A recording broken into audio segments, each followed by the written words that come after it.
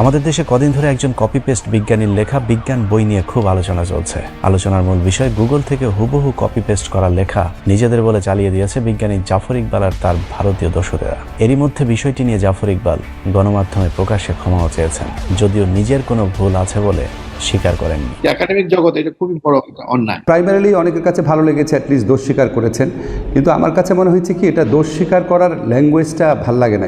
আমার ভুল হয়েছে, ক্ষমা করে দেন। ঘটনার পর থেকে এভাবেই তাকে নিয়ে ট্রল চলছে, কিন্তু আমরা যে বিষয় নিয়ে ট্রল করছি সেটা আসলে মূল বিষয় না।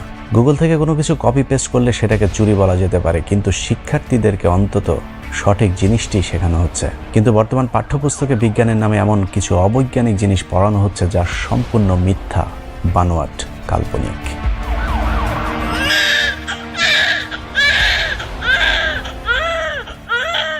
আমরা সাধারণ মানুষেরা সবাই জানি আমাদের জন্ম মায়ের গর্ভ থেকে, কিন্তু বিজ্ঞানী জাফর ইকবাল আবিষ্কার করেছেন বানরের পেছন দিয়ে তিনি দুনিয়ার বুকে ভূমিষ্ঠ হয়েছেন, এবং এটাকে বৈজ্ঞানিকভাবে প্রমাণ করতে জাফর ইকবালের চেষ্টার কোনো অন্ত নেই। বানর এবং মানুষ একই প্রাণী থেকে ইভলভ করেছে, বুঝেছো? যে সপ্তম শ্রেণীর বই নিয়ে এত আলোচনা চলছে, সেই একই শ্রেণীর ইতিহাস ও সমাজ বিজ্ঞানের 115 নম্বর পৃষ্ঠায় Australopithecus, Homo habilis, Homo erectus, Homo sapiens এই কটি ধাপের পর হোমো স্যাপিয়েন্স স্যাপিয়েন্স নামের ধাপের ছবিটি হুবহু মানুষের মতো করে বোঝানো হয়েছে বানর থেকেই জাফর ইকবালদের জন্ম হয়েছে, অর্থাৎ বিবর্তনের মাধ্যমে। এবং সেই বিবর্তনবাদ হচ্ছে আজ অবধি বিজ্ঞানের যত আবিষ্কার আছে তার মধ্যে সবচেয়ে প্রতিষ্ঠিত তত্ত্ব। জাফর ইকবালদের এই মতবাদ আমাদের শিশুদেরকে শেখানো হচ্ছে, তাও আবার প্রমাণিত বিজ্ঞান হিসাবে। 2014 সাল থেকে নবম দশম শ্রেণীর সাধারণ বিজ্ঞান থেকে শুরু করে একাদশ, দ্বাদশ, অনার্স পর্যন্ত নতুন একটি অধ্যায় চালু করা হয়েছে, যে অধ্যায়ে ডারউইনের বিবর্তনবাদ শিক্ষা দেওয়া হচ্ছে। এই অধ্যায়ের মূল বিষয় হলো মানুষ একসময় বানর, শিম্পাঞ্জি থেকে বনমানুষ হয়ে তারপর সেখান থেকে আধুনিক মানুষে রূপ নিয়েছে। মানুষের একসময় পুরো শরীরে লোম ছিল, বড় বড় দাঁত ছিল, বানরের মতো লেজও ছিল। এরকম আজগুবি কথা আমরা দীর্ঘদিন ধরেই শুনছি, কিন্তু এবার সেটাকে কৌশলে বৈজ্ঞানিক সূত্র হিসেবে প্রতিষ্ঠিত করবার চেষ্টা করছে আমাদের দেশের তাহাজ্জুদি প্রধানমন্ত্রীর শিক্ষানীতির মাধ্যমে। নবম দশম শ্রেণীর সাধারণ বিজ্ঞান বইয়ের 100 নম্বর পৃষ্ঠায় পৃথিবীর উৎপত্তির এক কাল্পনিক ধারণা দেওয়া হয়েছে। সে পৃষ্ঠায় বলা হয়েছে, খ্রিস্টপূর্ব 4র্থ শতাব্দীতে গ্রিক দার্শনিক অ্যারিস্টটল প্রমাণ করেন যে জীবজগতের বিভিন্ন জীবের ভেতর এক শ্রেণীর জীব অন্য শ্রেণীর জীব থেকে উৎপত্তি লাভ করে বিবর্তন বা অভিব্যক্তির মাধ্যমে ক্রমাগত পরিবর্তিত ও রূপান্তরিত হয়ে বর্তমান রূপ ধারণ করেছে। বিবর্তন একটি মন্থর ও চলমান প্রক্রিয়া, এবং এই প্রক্রিয়ার মাধ্যমে সরল জীবন থেকে জটিল জীবনের উৎপত্তি ঘটেছে। একই পৃষ্ঠায় বলা হয়েছে, উল্কাপিণ্ড থেকে তারপর তাপ বিকিরণের মধ্য দিয়ে মেঘ, সেখান থেকে পানি ঝরে সমুদ্রের সৃষ্টি হয়েছে, আর এই সমুদ্রের পানিতেই প্রথম প্রাণী উদ্ভিদ জগতের সৃষ্টি হবার এক আজগবি বর্ণনা দেওয়া হয়েছে। কিন্তু সমুদ্রের পানিতে কোত্থেকে মানুষ ও প্রাণী জগতের জন্ম হলো তার কোনো বৈজ্ঞানিক ব্যাখ্যা নেই। কিন্তু প্রশ্ন হলো, অনুমান যদি, কিন্তু হয়তো, এসবকে তো আর বিজ্ঞান বলা যায় না। বইয়ের পরের পৃষ্ঠা অর্থাৎ 101 নম্বর পৃষ্ঠায় উল্কাপিণ্ড থেকে জন্ম নেওয়া পৃথিবীতে কিভাবে মানুষের জন্ম হলো সেটারও এক অদ্ভুত চিত্র আঁকা হয়েছে। সেখানে দেখানো হয়েছে carbon dioxide, nitrogen, hydrogen, methane, ammonia, জলীয় বাষ্প, অ্যামাইনো অ্যাসিড, সেখান থেকে নিউক্লিক অ্যাসিড, প্রোটিন, নিউক্লিয় প্রোটিন, প্রোটোভাইরাস, ব্যাকটেরিয়া, সেখান থেকে প্রোটোজোয়া, তারপর বহুকোষী জীব, আর সেখান থেকে উদ্ভিদ আর প্রাণী জগতের জন্ম হয়েছে। বইয়ের 103 নম্বর পৃষ্ঠায় কয়েকটি পশু পাখির সাথে মানুষের অস্থির তুলনা করে বলা হয়েছে, বিবর্তনের মাধ্যমে এদের আকৃতির পরিবর্তন ঘটলেও এরা সবই এক জাত। কথিত বিবর্তনবাদের মাধ্যমে যে বিষয়টি শিক্ষার্থীদের শেখানোর চেষ্টা করা হচ্ছে তা হলো বানর কিংবা শিম্পাঞ্জির মধ্য থেকে মানুষের জন্ম হয়েছে। প্রসঙ্গত শিক্ষার্থীদের মনে প্রশ্ন আসতে পারে, তাহলে বানর বা শিম্পাঞ্জির মতো মানুষের লেজ নেই কেন? সে বিষয়টি পরিষ্কার করতে বইয়ের 104 নম্বর পৃষ্ঠায় একটি চিত্র এঁকে বোঝানো হয়েছে। বাহ্যিকভাবে মানুষের লেজ না থাকলেও মেরুদণ্ডের শেষ প্রান্তে কক্সিক্স নামক একটি অঙ্গ বা লেজ রয়েছে। জাফর ইকবালদের পশ্চাৎদেশে চেক করলে তার অংশবিশেষ পাওয়া গেলে যেতেও পারে। 112 নম্বর পৃষ্ঠায় বিজ্ঞানের নামে পুরো ভাওতাবাজি শেখানো হচ্ছে শিক্ষার্থীদেরকে, যেখানে বলা হয়েছে পৃথিবীর সকল বিজ্ঞানীদেরকে নিয়ে একটি জরিপ করানো হয়েছিল। সেখানে বিজ্ঞানীদের প্রশ্ন করা হয়েছিল, এ পর্যন্ত পৃথিবীতে যত আবিষ্কার হয়েছে তার মধ্যে সর্বশ্রেষ্ঠ তত্ত্ব কোনটি? বিজ্ঞানীরা নাকি সকলেই উত্তর দিয়েছেন, বিজ্ঞানের সর্বশ্রেষ্ঠ তত্ত্ব ডারউইনের বিবর্তনবাদ তত্ত্ব। বইয়ের পৃষ্ঠায় লেখার পাশাপাশি টোনাটুনি বিজ্ঞানী জাফর ইকবাল তার সেই মিথ্যা তথ্য শিক্ষার্থীদের মাঝেও ছড়িয়ে দেওয়ার জন্য নানান উপায়ে কাজ করে যাচ্ছেন। পৃথিবীর সমস্ত সায়েন্টিস্ট মিলে ঠিক করেছেন যে ডারউইনের বিবর্তনের যে থিওরি সেটা হচ্ছে যে পৃথিবীর সবচেয়ে গুরুত্বপূর্ণ সায়েন্টিফিক থিওরি। স্বঘোষিত বিজ্ঞানী জাফর ইকবাল সারের এই তত্ত্ব কত বড় ধোঁকাবাজি তার প্রমাণ দেখতে প্রথমে নিউ ইয়র্ক টাইমসের 2006 সালের 21 ফেব্রুয়ারি পত্রিকার একটি প্রতিবেদন দেখে আসি চলুন। খবরে 514 জন বিজ্ঞানীর সম্মিলিতভাবে বিবর্তন মতবাদের বিরুদ্ধে একটি পিটিশনে স্বাক্ষর করবার কথা বলা হয়েছে।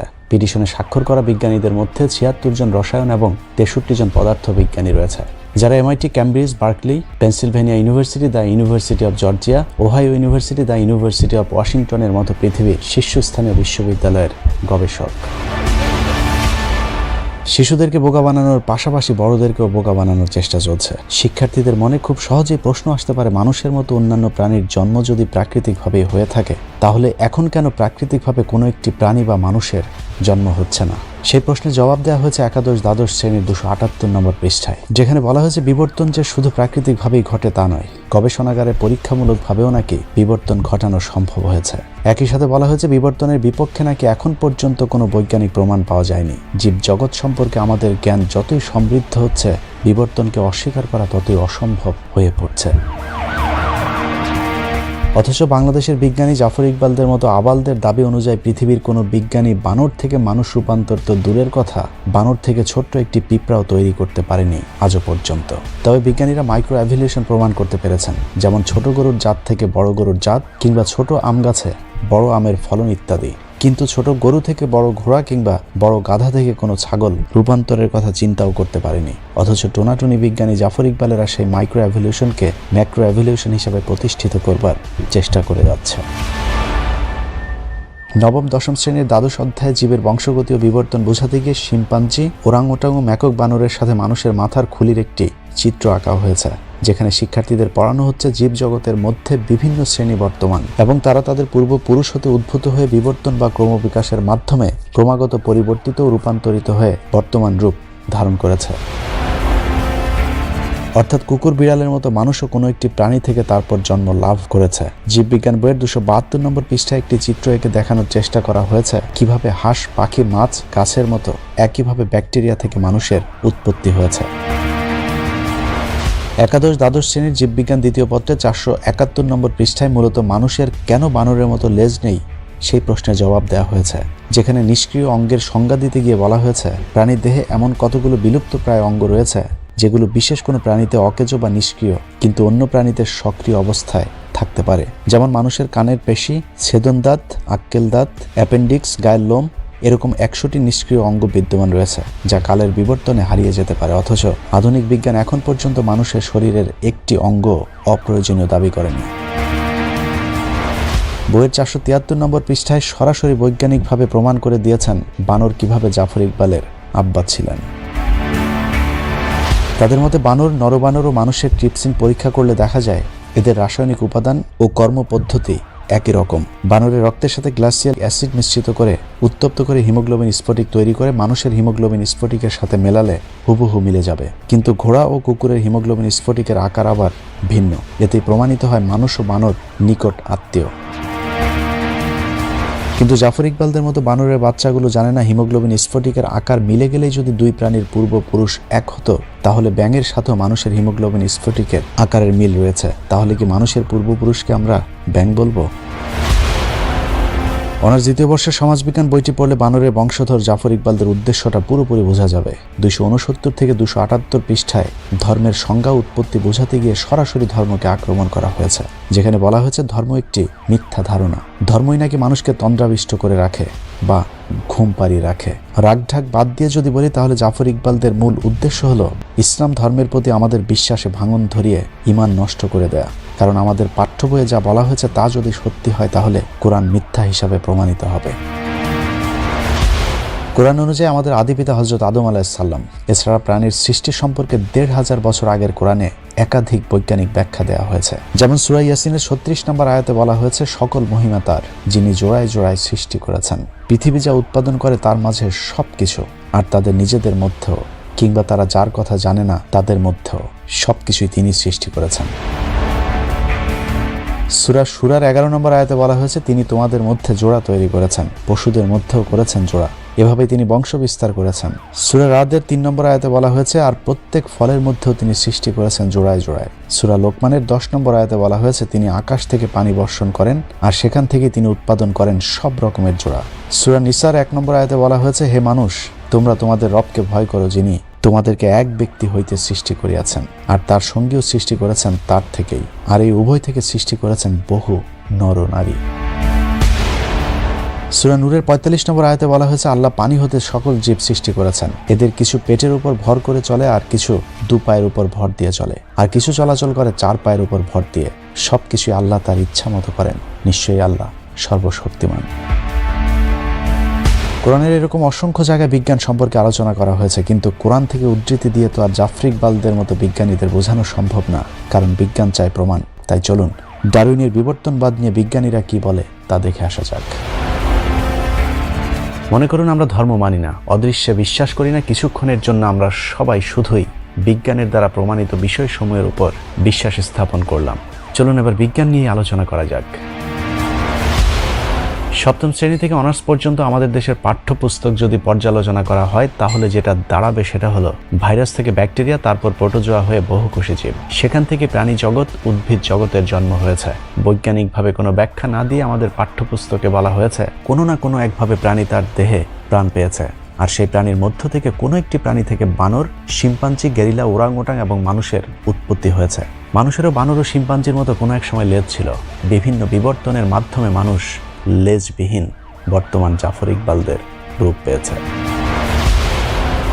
আধুনিক মানুষের ঠিক আগের প্রজাতিকে বলা হয়েছে ক্রোম্যাগনন এবং তার পরের জাতিকে বলা হয়েছে নিয়েন্ডারথাল প্রজাতি। নিয়েন্ডারথাল প্রজাতির মানুষের উৎপত্তি দাবি করা হয়েছে 1 লাখ বছর পূর্বে। তাদের যুক্তি হিসাবে 1865 সালে পাওয়া 75,000 বছর আগের মানুষের একটি জীবাশ্মকে তুলে ধরা হয়েছে এবং সেটাকে নিয়েন্ডারথাল প্রজাতির সবশেষ জীবাশ্ম হিসাবে দাবি করা হয়েছে। অর্থাৎ 75 বছর পরে নিয়েন্ডারথাল প্রজাতির মানুষের আর কোনো অস্তিত্ব ছিল না। এর পরের প্রজাতি হিসাবে দাবি করা হয়েছে ক্রোম্যাগনন। তাদের বিলুপ্তির কথা বলা হয়েছে এখন থেকে 10,000 বছর পূর্বে। অর্থাৎ 75,000 বছর থেকে 10,000 বছরের মাঝামাঝি কোনো একটা সময়ে আধুনিক মানুষের উৎপত্তি হয়েছে। সেটা হতে পারে 75,000 বছরের পরে অথবা 10,000 বছরের ঠিক আগের কোনো একটি সময়ে।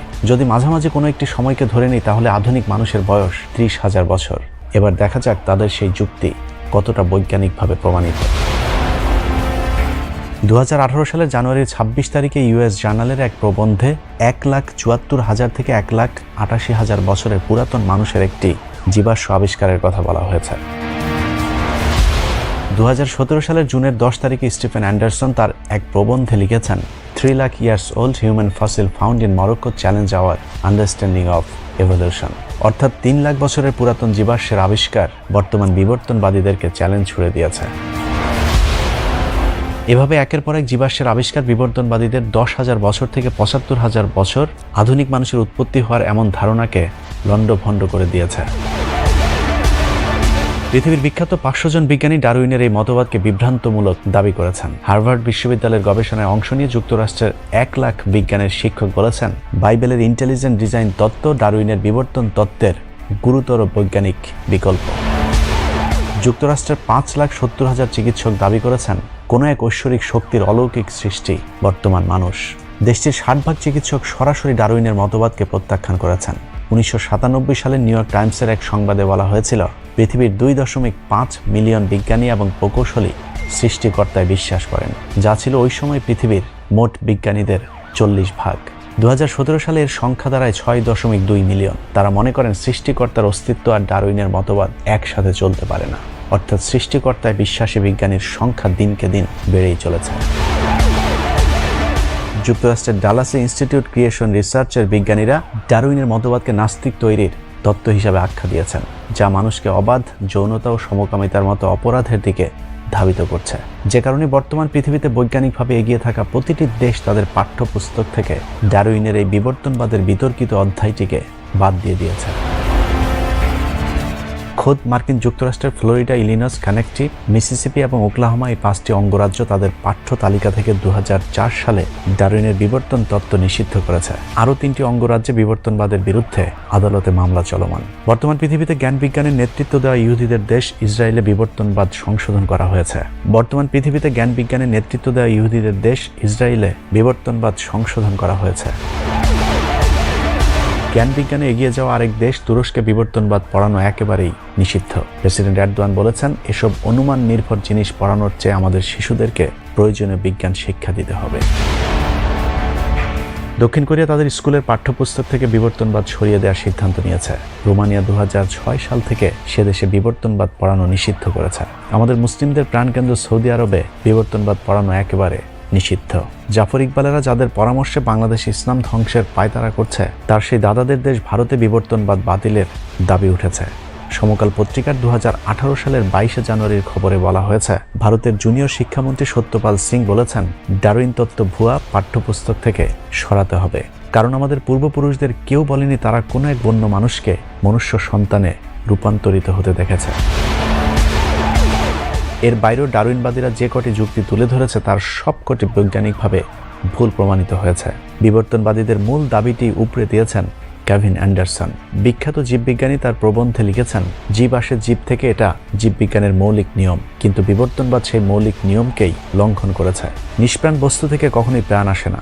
যেহেতু প্রথম প্রাণীর দেহে কিভাবে প্রাণ এসেছিল সেটা বিবর্তনবাদীরা প্রমাণ করতে পারেনি, সেহেতু তাদের এই ধারণাটি বিভ্রান্তিকর। কেভিন অ্যান্ডারসন চ্যালেঞ্জ ছুড়ে দিয়ে বলেছেন, আমি পৃথিবীর সকল বিজ্ঞানীদেরকে প্রাণীর সকল উপাদান যেমন শর্করা, অ্যামাইনো অ্যাসিড, লিপিড এর সব কিছু দিয়ে বলবো তারা যেন তাদের গবেষণায় একটি প্রাণ তৈরি করে দেখান। এখন পর্যন্ত সমসাময়িক জেনেটিক্স, কোষবিজ্ঞান, এপিজেনেটিক্স, আণবিক জীববিজ্ঞান ও জৈব রসায়নবিদদের গবেষণায় লাখ লাখ টাকা খরচ করে প্রাণের উৎপত্তির যে গবেষণা চালানো হয়েছে তার ফলাফল একেবারেই শূন্য। কেভিন অ্যান্ডারসন বলেছেন, সুনির্দিষ্টভাবে বলা না গেলেও এতটুকু বলা যায়, আমাদের গবেষণার নাগালের বাইরের কোনো একটি অদৃশ্য শক্তি থেকে প্রথম প্রাণ এসেছিল, কিন্তু কোথা থেকে প্রাণ এসেছে সেই গবেষণা হয়তো অনাবিষ্কৃতই থেকে যাবে। এত বিজ্ঞানীদের ব্যাখ্যা বিশ্লেষণের পরেও আমাদের শিক্ষার্থীদের এরকম অনেক অবৈজ্ঞানিক বিষয়কে বিজ্ঞান হিসাবে পড়িয়ে পুরো জাতিকে ধর্মহীন করবার চেষ্টা করছে বর্তমান সরকার। ভারত নিয়ন্ত্রিত সরকারের কারণে আমাদের এত সব আপত্তির পরেও পাঠ্যপুস্তক থেকে বিবর্তনবাদ বাদ যাবে না। অতএব আপনার সন্তানদেরকে আপনাদেরকেই সচেতন করতে হবে। আমাদের দেশে আরেকজন বিজ্ঞানী আছে যার নাম সজীব ওয়াজেদ জয়, যিনি গুগলের 5,500 বছর আগে সার্চ ইঞ্জিন বানাতে গিয়েও অল্পের জন্য আটকে গিয়েছিলেন। সার্চের উপরেই কাজ শুরু করলাম, আমরা একটা সফটওয়্যার ডেভেলপ করলাম যে একটা ইন্টারঅ্যাক্টিভ সার্চ। তারপরে অবশ্য গুগল আসলো, গুগল এসে আমাদেরকে মাইর দিয়ে দিল। 5,500 বিজ্ঞানী সজীব ওয়াজেদ জয় আর বান্দর বিষয়ক বিজ্ঞানী জাফর ইকবালের যন্ত্রণায় গোটা জাতি আজ অজ্ঞান হবার পথে। অজ্ঞানী জাতিকে সঠিক বিজ্ঞান শিক্ষা দিতে হলে সজ্ঞানে এই দুই বিজ্ঞানীকে অদ্ভুত সব আবিষ্কার বন্ধ করতে হবে। তা না হলে শিক্ষাহীন এক অশিক্ষিত জাতির ধ্বংসস্তূপে পরিণত হবে গোটা বাংলাদেশ। আল্লাহ হাফেজ।